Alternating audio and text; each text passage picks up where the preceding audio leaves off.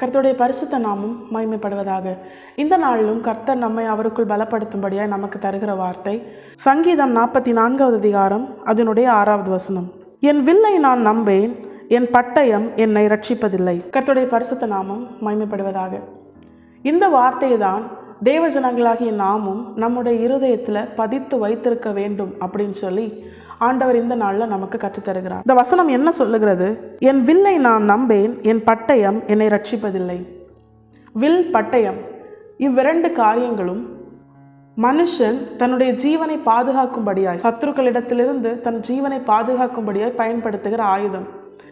ஆனால் தேவனுடைய தாசனாகிய தாவீது சொல்றாரு, நான் அந்த ரெண்டையுமே நம்ப மாட்டேன். ஏன்னா இந்த ஆயுதத்தின் வழியாய் என் ஜீவன் பாதுகாக்கப்பட போவது கிடையாது, இது என்னை ரட்சிப்பது இல்லை அப்படின்னு சொல்லி அவர் என்ன பண்ணுறாரு? ரொம்ப உறுதியாக சொல்கிறாரு.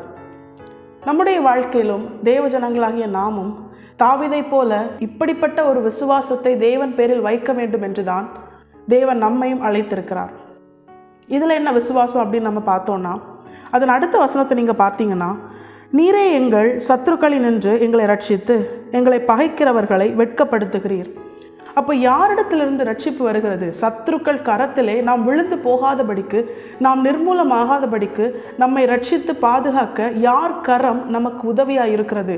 யாருடைய கரத்திலிருந்து நமக்கு ரட்சிப்பு வருகிறது அப்படின்னு பார்த்தா, நம்முடைய ஆண்டவராகிய இயேசு கிறிஸ்துவின் கரத்திலிருந்து தான் நமக்கு ரட்சிப்பு வருகிறது. அவர்தான் சர்வ வல்லமை உள்ள தேவன். இதை சொன்னது யார் தெரியுமா? இந்த தாவீது ஒரு சாதாரண மனுஷன் கிடையாது. எல்லா சத்துருக்களின் இருதயத்தையும் கலங்க பண்ணின ஒரு வல்லமையான ஒரு ராஜா. இஸ்ரவேல் சேனையை பார்த்து நடுங்கின, இஸ்ரவேலின் ராஜா சவுல் பார்த்து நடுங்கின ராட்சதனாகிய கோலியாத்தை ஒரே ஒரு கூழாங்கலினால் வீழ்த்தின ஒரு தேவ மனுஷன், தேவனுடைய தாசன், தேவனுடைய இருதயத்திற்கு ஏற்றவன். அப்படிப்பட்டவன் சொல்லுகிறான், நான் என்னை அல்ல, என் பட்டயத்தை அல்ல, அதாவது என்னையும் எனக்குரியவைகளையும், இந்த இம்மைக்குரிய எந்த காரியத்தையும் நான் நம்பலை, ஏன்னா அதிலிருந்து எனக்கு ரட்சிப்பு வராது அப்படின்னு சொல்லி அவர் ரொம்ப நிச்சயித்து சொல்கிறாரு. அப்படிப்பட்ட தாவீதை தேவன் எல்லா சத்துருக்களின் கரத்திலிருந்து ரட்சித்து அவருக்கு சமாதானம், ஒரு இளைப்பாறுதலை கட்டளையிட்டார். அவர் ராஜ்யம் எங்கும் இளைப்பாறுதலை கட்டளையிட்டார். அவரை இளைப்பாற பண்ணினார். சமாதானத்தோடு ஆட்சி செய்யும்படியால் தேவன் அவரை ஆசீர்வதித்தார். இப்படிப்பட்ட மகிமையான ஆசீர்வாதங்கள்லாம் தாவீதுக்கு கிடைக்க என்ன காரணம்? அதனுடைய 4வது வசனத்தை நீங்கள் பார்த்தீங்கன்னா, தேவனே நீர் என் ராஜா, யாக்கோபுக்கு ரட்சிப்பை கட்டளையிடும். இதுதான் நம்முடைய வாழ்க்கையிலும் நம்மிடத்திலும் தேவன் எதிர்பார்க்கிறார். தாவீதை போல என்னிடத்தில் இருக்கிற காரியங்கள் அல்ல, நான் அல்ல, என் பலம் அல்ல, என்னுடைய ஐஸ்வர்யம் அல்ல, என்னுடைய எந்த திறமையும் அல்ல, கர்த்தரால் மட்டுமே என்னை ரட்சிக்க முடியும். எந்த ஒரு காரியத்தாலும் என்னை ரட்சிக்க முடியாது. ரட்சிப்பு என்பது மீட்பு, பாதுகாப்பு, நம்மை ஒரு காரியத்திலிருந்து விடுதலை ஆக்குவது, சத்துருவின் கரத்திலிருந்து நம்மை பாதுகாக்கிற அப்படிப்பட்ட ஒரு மீட்பு நமக்கு யாரிடத்திலிருந்து வருகிறது? நம்முடைய ஆண்டவராகிய இயேசு கிறிஸ்துவின் கரத்திலிருந்து மட்டும்தான் வருது. ஒரு ராஜா பயந்த கோலியாத்தை ஒரு கூழாங்கல்னால தாவீதால வீழ்த்த முடியுமா? அதன் பின்பாக கர்த்தரின் வல்லமையுள்ள கரம் செயல்பட்டதை நம்மால் வேதத்தில் பார்க்க முடியும். இப்போ நம்முடைய வாழ்க்கையிலும் தாவீதை போல இந்த ஒரு நிச்சயித்த ஒரு விசுவாசம் நமக்கு இருக்கணும். என்னால் கிடையாது, என்னால் எந்த ஒரு காரியத்திலிருந்து என்னை ரட்சிக்க முடியாது, என்னுடையவைகள், என்னிடத்தில் இருக்கிற காரியங்கள், திறமைகள் எதுனாலும் என்ன பண்ண முடியாது, ரட்சிக்க முடியாது. ரட்சிப்பு கர்த்தரிடத்திலிருந்து மட்டும்தான் எனக்கு வரும். யாரால் இப்படி நிச்சயித்து சொல்ல முடியும்? தாவீதை போல, தேவனே நீரே என் ராஜா.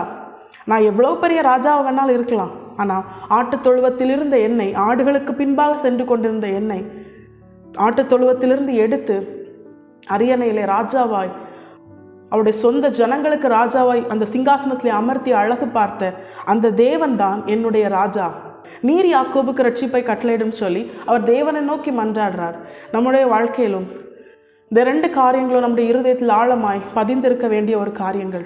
ரட்சிக்கப்பட்டிருக்கிறோம், ஆனால் இன்னும் ஏன் அநேக காரியங்களில் ஒரு மீட்பு இல்லை? ஏன்னா நம்முடைய சுய பலத்தால் நம்ம முயற்சி பண்ணுறோம், சுய ஞானத்தால் முயற்சி பண்ணுறோம், நம்முடைய காரியங்கள், நம்முடைய செல்வங்கள், நம்மளுடைய சுற்றி இருக்கிற மனிதர்கள், இவர்களை வைத்து நாம் முயற்சி பண்ணுறோம். அதனால தான் இன்னும் ரட்சிப்பு இல்லை. ரட்சிப்பு என்பது அநேக காரியங்கள், தப்பு வைக்கப்படுறது, விடுதலை ஆக்கப்படுவது, மீட்பு, இவைகள் எல்லாவற்றையும் உள்ளடக்கிய ஒரு வார்த்தை. ரட்சிப்பை தர கர்த்தரால் மட்டுமே கூடும். அவர் நம்மோடு கூட இருந்தால் நமக்கு நிச்சயமாய் எல்லா காரியத்திலும் ஒரு ரட்சிப்பை, விடுதலை, ஒரு மீட்பை அவர் தருவார். நமக்கு நிச்சயமாய் தருவார். அவர் மனமாற மனுஷன் அல்ல, அவர் பட்சபாதம் உள்ள தேவன் அல்ல. அதற்கு முதலாவது தாவீதை போல நாம் நம்மை அல்ல, நம்மை நமக்கு எஜமான்களாய் வைக்கிறவர்கள் அல்ல, நம்மை மற்றவர்களுக்கு எஜமானாய் பாராட்டி மேன்மை பாராட்டுகிறவர்களாய் அல்ல, நான் பெரிய ஸ்தானத்தில் இருக்கிறேன், எனக்கு நிறைய ஐஸ்வர்யம் இருக்குது, நான் சொன்னால் கேட்பாங்க அப்படின்னு சொல்லி தன்னுடைய சுய பலத்தையும் சுய காரியங்களையும் நம்பி செயல்படுகிறவர்களாய் அல்ல, எல்லாருக்கும் மேலான ஒரு ராஜா, ஒரு தேவன் பரலோகத்தில் இருக்கிறார்.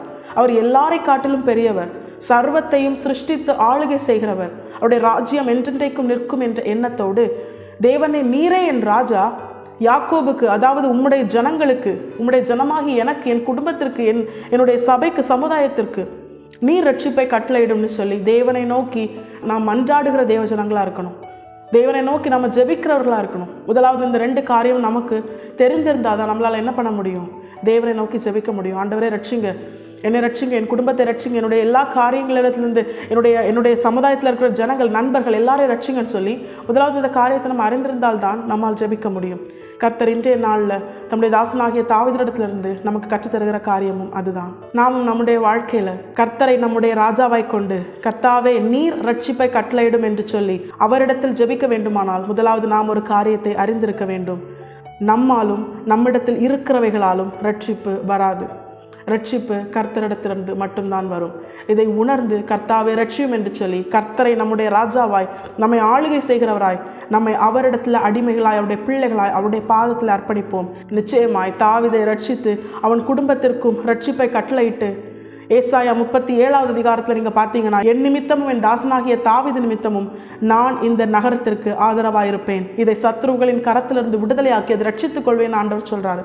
நம்முடைய வாழ்க்கையிலும் நம்முடைய தேவன் நிமித்தமும் நம் நிமித்தமும் நமக்கும் நம் குடும்பத்திற்கும் தலைமுறைகளுக்கும் தேவன் ரட்சிப்பையும் பாதுகாப்பையும் மீட்பையும் அருள வேண்டுமானால் கர்த்தரை ராஜாவாய் கொண்டு கர்த்தரையே சார்ந்து கர்த்தருக்காக வாழுவோம். கர்த்தருடைய சித்தம் செய்ய நம்மை அர்ப்பணிப்போம். கர்த்தருடைய பரிசுத்த நாமம் மட்டுமே மகிமைப்படுவதாக. மாராநாதா, இயேசு வருகிறார். ஆயத்தமாகவும் பிறரை ஆயத்தப்படுத்துவோம். ஆமென்.